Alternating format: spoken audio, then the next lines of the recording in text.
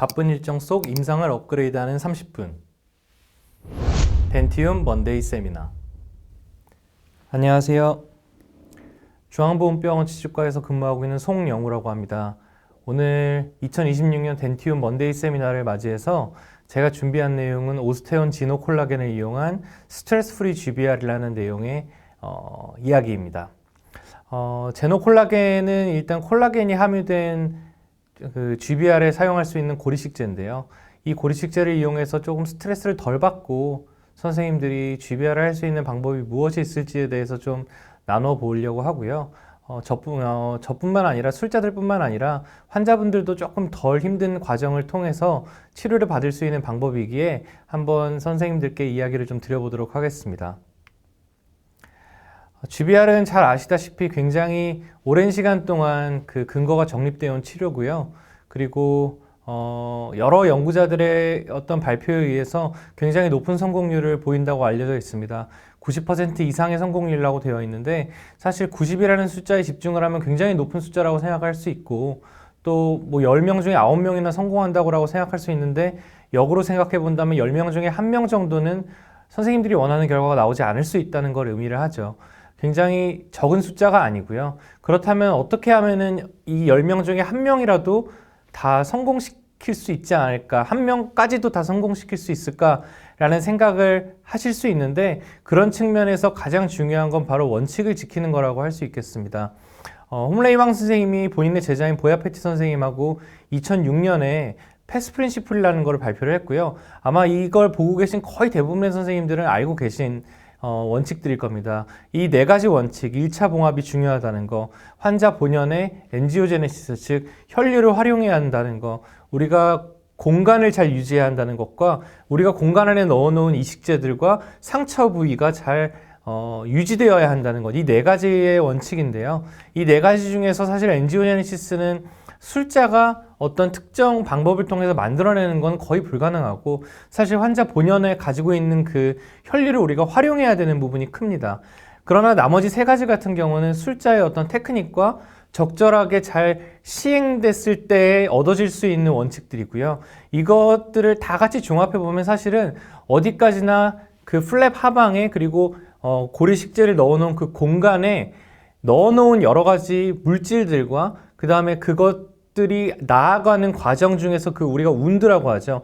그 운드 스테빌리티가 잘 유지되도록 하는 게 중요한 부분이라고 우리가 좀 요약할 수 있겠고요. 그런 측면에서 오늘 이야기 드릴 내용은 이식제가 우리가 넣어놓은 그 초기의 위치를 잘 유지할 수 있도록 하는 거에 관한 내용이라고 생각하시면 될 것 같습니다. GBR은 결국 GTR에서 온 개념이기 때문에 GTR에서 이야기했던 그 재생이 이루어져야 하는 공간이 잘 유지되도록 하는 게 중요했던 거죠. 그래서 이런 공간을 유지하기 위해서 우리가 여러 가지 재료를 사용하게 되는데 처음에는 비흡수성 재료에서 시작했지만 사실은 여러 가지 부침을 겪으면서 이제 술자들이 조금 더 편안하게 사용할 수 있는 재료들인 흡수성 콜라겐 차폐막과 고리식제 입자들을 좀 활용하는 시대가 이미 도래했습니다. 그리고 이 고리식제 입자들 같은 경우도 예전에는 뭐 자가골을 섞기도 하고 동종골을 쓰기도 하고 했지만 요즘에는 합성골 또는 이종골로도 충분한 좋은 결과를 얻을 수 있기 때문에 우리가 대부분의 임상에서는 바로 이 두 가지 조합을 좀 활용을 하고 있는 상황이죠.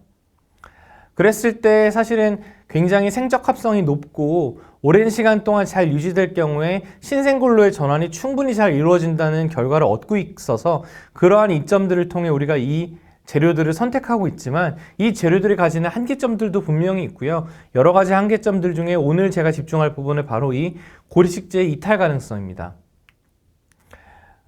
구강 내에서도 중력 같은 힘이 작용을 합니다. 그것은 바로 우리가 이런 식의 GBR을 진행한다고 했을 때 GBR을 하기 위해서 잘 쌓아놓은 고리식제 입자들이 봉합을 할 때 가해지는 압력부터 시작해서 그 순간부터 치유되는 과정 동안 충분히 이탈을 할 수 있는 여지가 있고요. 그 이탈 방향은 주로 아래쪽으로, 다시 말해서 중력처럼 근단 방향으로 이루어지게 됩니다. 그래서 하악 같은 경우는 말 그대로 위아래로 우리가 나누었을 때 아래쪽 방향, 상악 같은 경우는 근단이 위쪽에 있기 때문에 위쪽 방향, 결국은 우리가 근단 방향으로 이탈한다는 걸 항상 염두를 하고 이제 진행을 해야 되는데요. 술식을 이렇게 이탈을 다 해버리게 되면 내가 원하는 그 고리식지의 위치는 사실은 픽스처의 코로날 부분에 좀 집중되어 있었으면 했는데 나도 모르는 사이에 봉합한 순간부터 근단 부분으로 다 쏟아져 내려가는 상황이 생길 수가 있다는 거죠.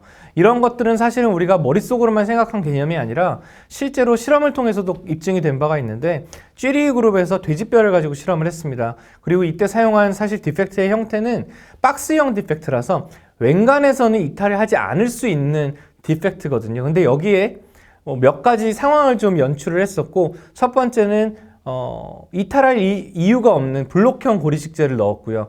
두 번째는 고리식재 입자에 차단막을 씌운 다음에 그 입자들이 근단 방향으로 이탈하지 않도록 본택을 박은 케이스. 그리고 마지막 구는 본택을 박지 않고 차단막만 덮은 상황이었어요.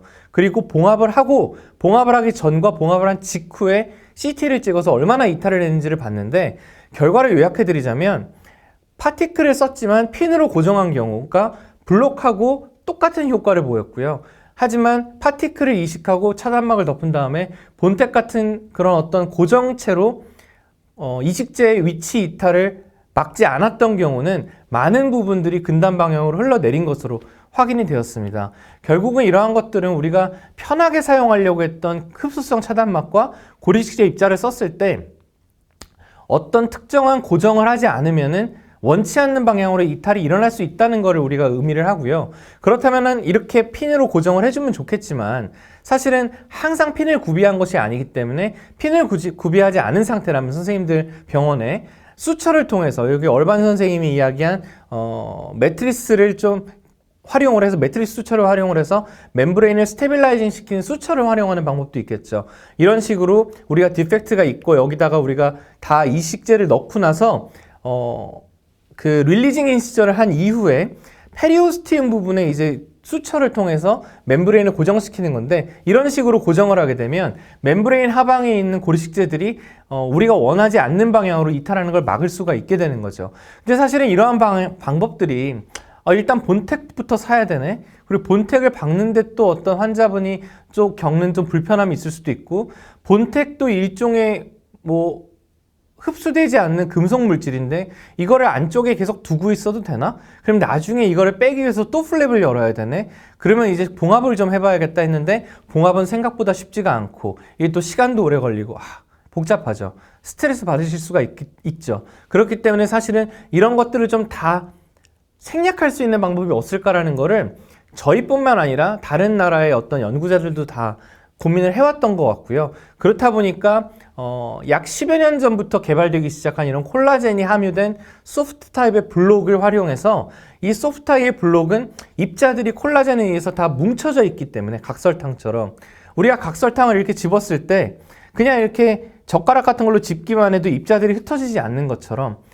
콜라제네이티드 본도 그럴 수 있다는 거죠. 이걸 활용하는 좀 방법들이 제한이 되어 왔고요. 이미 사실 약 10여 년 전에 이렇게 L 테크닉이라고 해서 콜라지네이티드 본을 L 쉐입으로 이렇게 재단을 한 거를 열계형 결선부에 턱 얹어놓고 봉합을 하는 방법이 이미 제한이 된 바가 있습니다. 그리고 이건 2023년에 제가 논문화된 도안을 그대로 가지고 왔는데요. 굉장히 직관적으로 콜라지네이티드 본을 활용해서 손쉽게 주비하라는 방법을 좀 이렇게 도해해 놓은 걸 좀 가지고 왔는데 오른쪽 아래 그림을 보시는 것처럼 L자 형태로 이렇게 재단을 한 콜라지네이티드 본을 그대로 레고 하듯이 얹어놨죠. 그리고서는 꿰매낸 방법으로 이제 GBR을 하는 거를 이미 제안을 한 바가 있고 비슷한 케이스를 제가 가지고 왔는데 제 환자분이고요. 전치부에 2개의 임플란트를 심으면서 그 임플란트 부분뿐만 아니라 주변에도 좀 부피 증강을 위한 고리식이 필요했던 환자분입니다.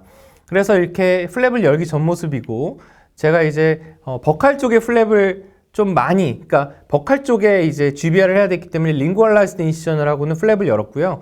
보시는 바와 같이 화면상의 좌측에 있는 이제 10번대 임플란트죠. 그쪽은 디펙트가 있었고 그 반대편에 있는 임플란트는 사실은 디펙트는 없었는데 저쪽은 컨투어 오그멘테이션을 좀 해줄 예정이었습니다. 여기에다가 우리가 이제 GBR을 해주려고 하면 보시는 바와 같이 디펙트의 베이스가 굉장히 거의 흘러내리는 상황이거든요. 이런 상황에서는 입자형 이식제를 이식하고는 그냥 봉합을 하게 되면 저 흘러내리는 곳에 미끄럼틀처럼 다 이식제가 흘러내릴 거에 뻔하기 때문에 고정을 해줘야 되는데 고정을 하기는 싫고, 그렇다면 제가 활용할 수 있었던 건 이런 식으로, 이때 당시엔 제가 합성고를 썼습니다. 콜라겐이 함유된 오스테온3인 오스테온3 콜라겐과 같은 이런 각설탕 같은 이식제를 써서 그대로 이렇게 잘 얹어 놓는 거죠. 이렇게 되면은 굉장히 여러 차례 퍼담을 필요도 없고, 퍼담은 이식제가 수술 중에도 계속 흩어질 수 있는데 그런 걸 신경 쓸 이유도 없고, 봉합 후의 치유 과정 중에도 이 콜라겐들이 계속 입자를 붙잡아주고 있기 때문에 포지셔널 스테빌리티를 오랫동안 유지를 할 수 있다는 장점이 있습니다. 그래서 간편하게 이렇게 수술을 끝내놓고요. 치유가 잘 됐죠. 그리고는 CT를 보시면은 이식 직후에 찍은 CT인데, CT 찍고 확인한 결과 봉합 직후에도 이렇게 제가 이식한 모습이 그대로 남아있는 걸 보실 수가 있어요. 이 상태 그대로 치유가 잘 이루어지게 되면 이런 식으로 보철물 올라간 뒤에도 잘 유지되고 있는 모습을 보실 수 있고요. 제가 2년 전에 시행한 케이스이기 때문에 2년 뒤 팔로우 현재 확인한 결과 굉장히 잘 유지되고 있는 걸 보실 수가 있습니다.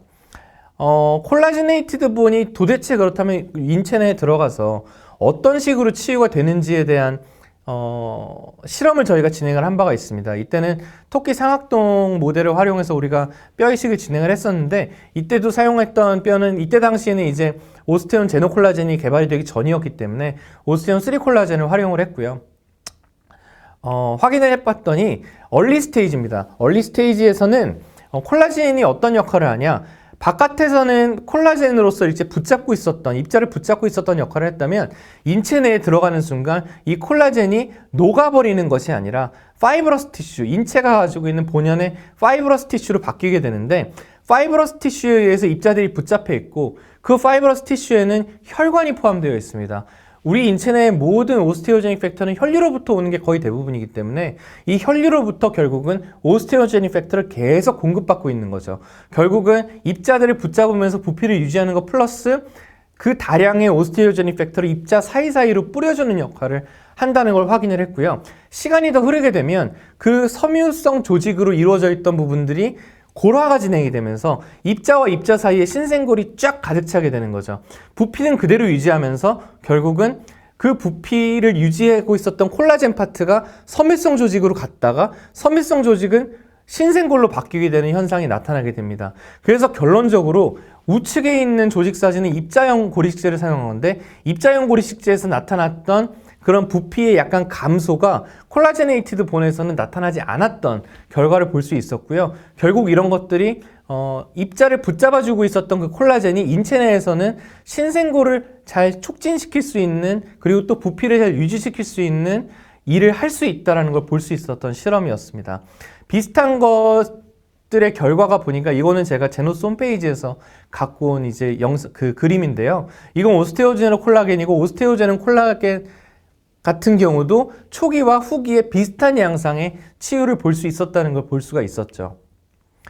그렇다면 앞서 제가 잠깐 쥐리 그 그룹에서 제안했던 그 L 테크닉에 대해서 소개를 해드린 바가 있는데, 이 L 테크닉이 이제 재창된 것이 거의 10여 년이 됐기 때문에 그 10여 년 동안의 결과를 최근에 또 이렇게 내주었어요. 그래서 결론을 보자면은 L 테크닉을 이용해서 콜라제네이티드 본을 간단히 재단해서 얹어 넣게 됐을 때 충분히 장기적으로 예지성이 있었고, 그리고 또 한 가지 환자 만족도 측면에서 굉장히 유리했다. 왜냐하면 술식이 단순했으니까요. 하지만 이 논문에서 제안했던 결론이 뭐였냐면, 무작위 대주 임상 연구를 통해서 통상적인 입자형 고리식제와의 비교가 필요하다고 했는데, 비슷한 시기에 저희 연구팀에서도 비슷한 결론을 내줬었고요. 그게 바로 이 두 가지 논문이 나갔는데, 이때 저희가 했던 이 무작위 대소 임상 연구는 입자형 고리식제와 콜라지네이티드 본을 직접적으로 비교를 했고요. 6개월째의 경조직 측면에서의 결과를 봤었고, 1년 동안 연조직 측면에서의 결과를 봤었습니다. 결론을 말씀드리자면, 일단 GBR의 퍼포먼스, 우리가 GBR의 퍼포먼스라면은 신생골을 잘 만드는 질환, 그 다음에 신생 경조직이 만들어진 상태에서 부피가 잘 유지됐는지인데, 사실은 이때는 입자형 고리식제를 쓰고 핀을 박았었기 때문에 둘의 퍼포먼스는 비슷했다. 하지만 어떤 측면에서 콜라지네이티드 본이 더 유리했냐면, 조금 더 쉽게 GBR을 할 수 있었던 거죠. 술식이 더 짧았고 환자도 그만큼 좀 더 만족할 수 있지 않을까라는 결론이 이때 나왔고요. 이를 통해서 이제 우리가 근거가 충분히 확립된 치료구나라고 생각을 할 수 있게 되었습니다. 자, 요거는 아주 최근에 한 케이스입니다. 지금부터 보여드릴 케이스는 제가 오스테온 제노콜라겐을 사용한 케이스고요. 제가 사실은 일하고 있는 병원의 특성상 신제품을 바로바로 활용을 할 수 없기 때문에 최근의 케이스만 이렇게 제가 보여드릴 수가 있습니다. 최근에 오스테온 제노콜라겐을 활용한 케이스고, 이 환자분은 지금 앞서 지금 파노라마에서 보시다시피 여러 군데 지금 치료를 했었어야 되고요. 제가 먼저 좀 집중해서 보여드릴 부분은 오른쪽 위인데요. 이 오른쪽 위에 좀 버티컬 디펙트가 컸기 때문에 저희 수련이 선생님이 이때까지는 봤던 환자인데, 수련이 선생님이 이때 타이타늄 메쉬를 활용해서 GBR을 해놓고 반대편에는 이렇게 두 개의 임플란트를 식립을 해놓은 상태였습니다. 그랬는데 치유가 좋지 않아서 타이타늄 메쉬 쪽이 다 창상 열개가 생기면서 타이타늄 메쉬를 조기에 좀 제거를 했고요. 그리고 이 선생님이 이제 전문의 시험 공부를 하러 가면서 환자를 인계했어야 됐고, 아렌여사 선생님한테 보내는 것보다는 스텝에게 보내는 게 좋겠다 싶어서 제게 의뢰를 해주었고, 저는 이 상태에서 의뢰를 받았습니다. 그래서 제가 해야 될 일은 뭐였냐면, 자, 왼쪽 위에는 어차피 보철과에서 보철을 진행할 예정이었고요. 왼쪽 아래는 픽스 타입의 브릿지가 들어갈 예정이었고, 결국 오른쪽 위아래를 제가 해야 되는데, 오른쪽 위 같은 경우는 환자분이 너무나 여러 차례의 수술을 겪었어요. 타이타늄 메쉬를 통해서 GBR을 받았는데 그게 잘 되지 않으면서 타이타늄 메쉬를 제거하는 과정을 거쳤고, 치유를 시킨 다음에 저희 전공의 선생님이 연조직 상태를 개선시켜드리기 위해서 FCG까지 해놓은 상태였거든요. 그래서 여기에는 제가 더 이상 뭔가 복잡한 치료를 할 수가 없었고, 그리고 오른쪽 아래를 심어야 되는데 여긴 GBR이 필요했고요. 그래서 환자분이 최대한 불편을 적게 겪으면서 3개의 임플란트를 심고 GBR까지 해야 되는 상황이었습니다. 그래서 오른쪽 아래 상황을 보시면 이렇게 좀 리지에 디피션시가 많이 보이죠. 특히나 수평적으로 좀 디피션시가 많이 있는데, 이 상황에서 제가 플랩을 열고는 이제 뼈 이식을 하기 위해서 봤더니 완전히 피질골화가 되어 있는 상태라 피질골 천공을 충분히 시켜놨고요. 여기에 제가 말씀드렸다시피 환자는 빠른 치료를 원했기 때문에 빠른 수술을 위해서 우리가 오스테온 제노콜라겐을 그냥 턱 얹어놓고는 모양을 살짝 만들어주기만 한 거죠. 그리고 지금 보시는 바와 같이 콜라겐에 의해서 입자들이 완전히 붙잡혀 있기 때문에 제가 플랩을 열고 사진을 찍는 동안 고리식지가 이탈하는 게 전혀 없습니다.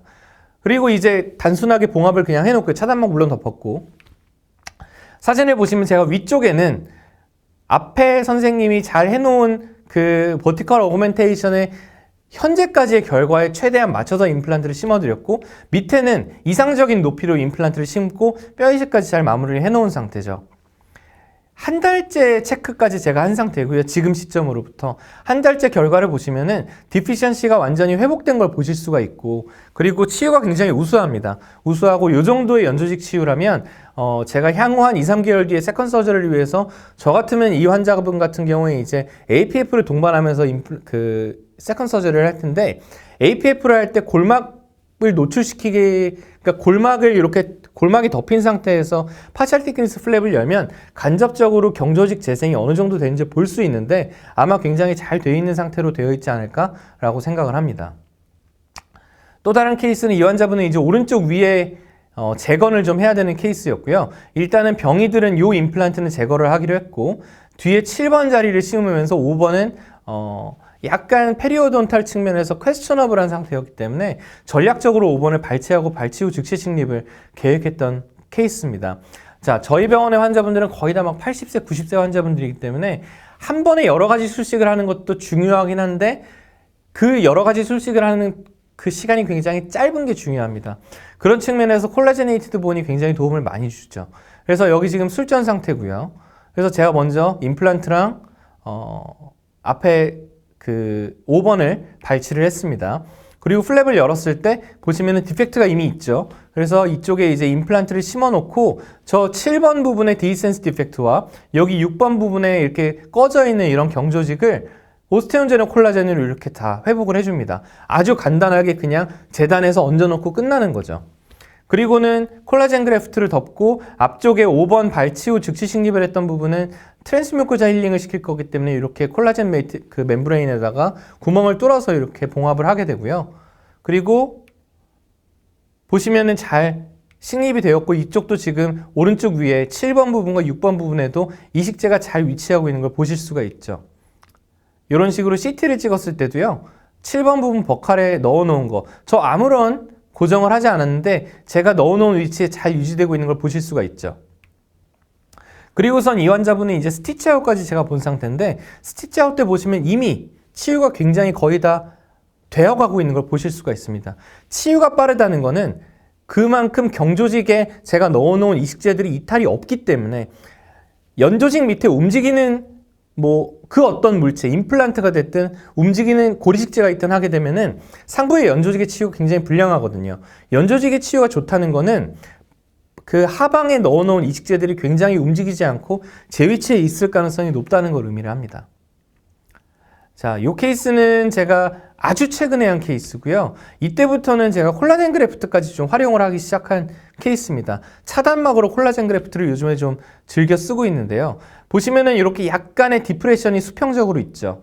그런데 사실은 플랩을 열어보면요. 뼈는 좋습니다. 뼈는 좋은데 바깥쪽에 연조직의 디프레션만 좀 있는 상태고, 예전 같았으면은 제가 이 연조직의 디프레션까지 이런 뼈가 살짝 들어가 있는 부분에다가 뼈 이식을 해서 좀 부피를 만들려고 했을 텐데, 요즘은 제가 생각이 좀 달라져서 이렇게 이런 부분에 약간 디프레션이 있는 부분에 뼈 이식제를 넣어봤자 이게 신생골로 바뀌기보다는 환자분이 부피 유지를 위한 어떤 고리식제 필러로 계속 가지고 계신 경우들이 많거든요. 그런데 필러를 고리식제로 갖고 있는 것보다는 제가 느끼기에는 콜라겐 매트릭스를 갖고 계시는 게 훨씬 더 생체 적합성 측면에서 유리하기 때문에 요즘엔 제가 어떻게 하고 있냐면 고리식이 딱 필요한 부분에만 고리식제를 넣어주고요. 이때도 오스테온제는 콜라겐으로 이렇게 충분히 쉽게 제가 이식을 해놨죠. 그리고 바깥쪽에는 콜라겐 그래프트 2를 차단막을 겸하면서 연조직 두께를 조금 회복시킬 수 있는 목적으로 넣어줍니다. 이렇게 되면 콜라겐 그래프트 2가 차단막의 역할을 하면서도 연조직 대체제로서 부피를 좀 늘려줄 수 있는 효능을 볼 수가 있는 거죠. 이렇게 해서 봉합을 해놨고요. 스티치 아웃 때 보시면은 마찬가지로 이렇게 지금 치유가 아주 좋은 걸 알 수가 있습니다. 치유가 아주 잘 됐고요. 이쪽에도 이제 부피가 잘 회복된 걸 볼 수 있고요.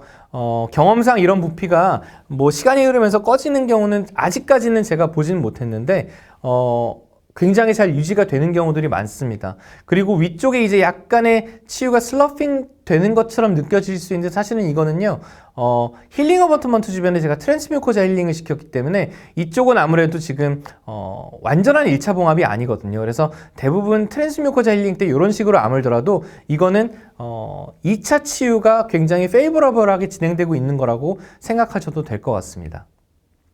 자, 지금까지 제가 좀 손쉽게 치료하는 것들을 좀 쉐어를 해드렸는데요.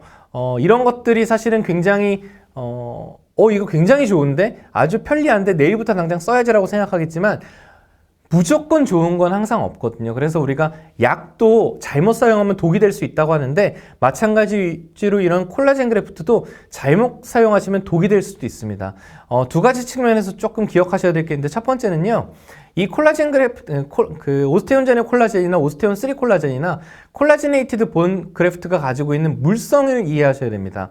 이 물성은요, 처음에 적시기 전까지는 단단하지만 적셔지기 시작하는 순간 이게 물성이 좀 줄어듭니다. 그래서 말랑말랑한 거죠. 말랑말랑한데 이거를 손가락 같은 걸로 꾹 누르시게 되면 완전히 콜랩스하게 되죠. 그래서 사용을 하실 때 너무 많은 압력을 주시게 되면, 아까 전에 제가 여러 가지 동물 실험 데이터를 통해서 보여드렸던 그 콜라겐이 가지고 있는 부피 유지의 효과가 다 사라지게 됩니다. 그리고 두 번째는 마치 이거 굉장히 비슷한 개념인데요. 이 부피가 어떤 방식으로 유지되느냐가 중요한데, 방금 전에 말씀드린 것처럼 콜라겐이 콜랍스되지 않도록 하는 게 중요해서 적용할 때 어떤 팁이 있습니다. 자, 첫 번째는 콜라겐이 부피를 유지하게 만드는 역할을 하기 때문에, 자, 같은 양의 고리식제라고 했을 때 입자만으로 이루어지고 있는 것이 부피를 이만큼 차지하고 있다면 그거는 100% 입자로만 이루어진 부피거든요. 근데 같은 부피의 콜라제네이티드 본 같은 경우는 입자 수는 조금 적은데 콜라겐이 걔네들을 붙잡고 있음으로 해서 부피가 유지되는 거기 때문에 입자 수가 적습니다. 그래서 만약에 적용을 하실 때 아까 전에 말씀드린 것처럼 꽉꽉 눌러서 적용을 아주 심한 그 압력을 줘서 꽉꽉 눌러서 다지듯이 하시게 되면 콜라겐이 다 콜랍스 되면서 왜 이렇게 점점 양이 줄지, 이식하는 중에도 계속 양이 줄어든다는 걸 느끼실 수가 있거든요. 그러면 양이 적으니까 하나만 더 주세요 해서 결국은 더 많은 양의 고리식재를 사용하게 되는 결과를 낳을 수가 있다는 거죠. 그렇기 때문에 그 다져 넣으시는 느낌 자체를 약간 모양을 만드는 정도로만 이렇게 재단하듯이 다지셔야지, 우리가 보통 이렇게 입자형 고리식재 쓸 때처럼 디펙트에다 꽉꽉 눌러가면서 다지시게 되면 더 많은 양의 고리식재를 써서 경제적인 측면에서는 사실 불리해질 수 있다는 것을 기억하셔야 됩니다.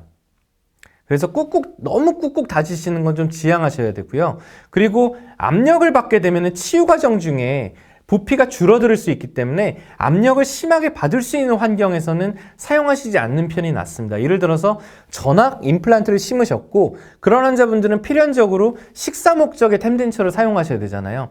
이런 경우에는 환자분이 템덴처 사용하시는 동안 계속 아무리 릴라이닝을 잘해도 계속 눌릴 수가 있기 때문에 내가 처음에 잘 해놓을 수 있을 거라고 생각했던 그 이식제 부피가 시간이 지나면서 점점 줄어들 수가 있습니다. 또는 파샬로 우리가 치료를 한 경우, 부분적인 치료를 해서 사실은 그 부분이 식사를 하는 동안 눌릴 일이 없다고 하는 부분마저도 만약에 환자분이 조금 주의사항을 잘 지키지 않으시는 분이라서 수술 부위 궁금해도 만져보지 말라고 했는데 계속 만져볼 것 같은 그런 환자분이라면은 사용하시지 않는 게 좋습니다. 제가 제 개인적인 경험으로 그런 환자분을 겪어본 적이 있기 때문에 제 경험에 좀 의해서 좀 추천을 드리는 내용입니다.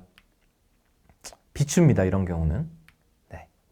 그래서 사용을 하실 때는 아까 전에 말씀드린 것처럼 모양을 잡는 정도로만 이렇게 쓰셔야지 꾹꾹 다지시는 거는 별로 추천드리지 않습니다. 지금 제가 말씀드린 내용들을 이제 좀 들으시면서 이거 지금 이야기하고 있는 이 친구의 머릿속에서 이야기 아니야 라고 생각하실 수 있는데, 너무나 감사하게도 제가 드린 이야기의 근거가 되어줄 만한 실험이 최근에 저희 대한치주과학회의 학술지인 JPIS에 이제 게재가 되었습니다. 보시면은 서로 다른 두 가지의 고리식재를 사용한 게 아니라 똑같이 콜라제네이티드 본을 썼고요. 이때 한쪽은 살포시 모양을 재단해서 얹어놓기만 했고, 한쪽은 꾹꾹 다져서 우리가 입자형 고리식재 넣듯이 꾹꾹 다져서 넣었는데, 실제로 조직 사진을 봤을 때 신생골 형성 측면에서도 차이가 없었고요. 골 증강 측면에서도 차이가 없었습니다. 결국은 꾹꾹 다져 넣게 되면 콜라제네이티드 본 같은 경우는 자꾸 다지게 되면 다질수록 입자수가 점점 입자수가 주는 게 아니라 원래 입자수는 그대로였는데 부피가 줄게 되면서 더 많은 입자가 필요하니까 더 많은 고리식재를 까서 써야 되는 상황인 거잖아요. 굳이 그럴 필요가 있냐는 거죠. 동일한 효과를 볼 텐데 다지지 않게 되면, 살짝 모양만 잡게 되면 더 적은 고리식재로서 충분히 좋은 효과를 얻을 수 있기 때문에 사실은 이건 술자나 환자 입장에서 더 이점이 되는 상황입니다. 그래서 콜라제네이티드 본을 쓰실 때는 꾹꾹 다지지 마시고 모양을 잡는 정도로만 이렇게 만져 놓으셔도 충분히 좋은 결과를 얻을 수 있다는 것을 이 훌륭한 실험이 좀 보여주고 있으니까요. 참고하시길 바랍니다. 자, 오늘 말씀드린 내용을 좀 정리를 해드리려고 하는데요. 일단은 GBR이라는 것 자체의 원칙을 지키는 게 중요하다는 것부터 말씀을 드렸습니다. 이 원칙들 중에 오늘 집중한 내용은 바로 고리식재의 안정성 부분이고요. 고리식재가 제가 말씀드린 것처럼 우리가 넣어놓은 위치에 잘 유지되도록 하는 게 고리식재를 넣어놓은 그 공간을 점유하는 데 굉장히 중요하고, 두 번째로는 운드 스테빌리티 측면에서도 아주 중요합니다. 그래서 이걸 신경 쓰셔야 되는데, 입자형 고리식재를 쓸 때는 항상 모든 경우는 아니지만 반드시 이탈 방지를 위한 어떤 조치를 취해야 될 때가 있잖아요. 그게 스트레스를 좀 주시는 상황이라면, 그것이 스트레스를 좀 선생님들께 주는 상황이라면 콜라제네이티드 소프트 타입 블록을 사용하시는 게 좋습니다. 가장 대표적인 예가 바로 요즘에 많이들 사용하고 계신 오스테온제너 콜라젠이고요. 이런 오스테온제너 콜라젠 같은 걸 사용하시게 되면 고리식재를 고정해야 될 필요성이 줄어들기 때문에 훨씬 더 쉽고 효과적으로 하실 수 있고, 파티클 수가 적다는 건 반드시 기억하셔야 돼요.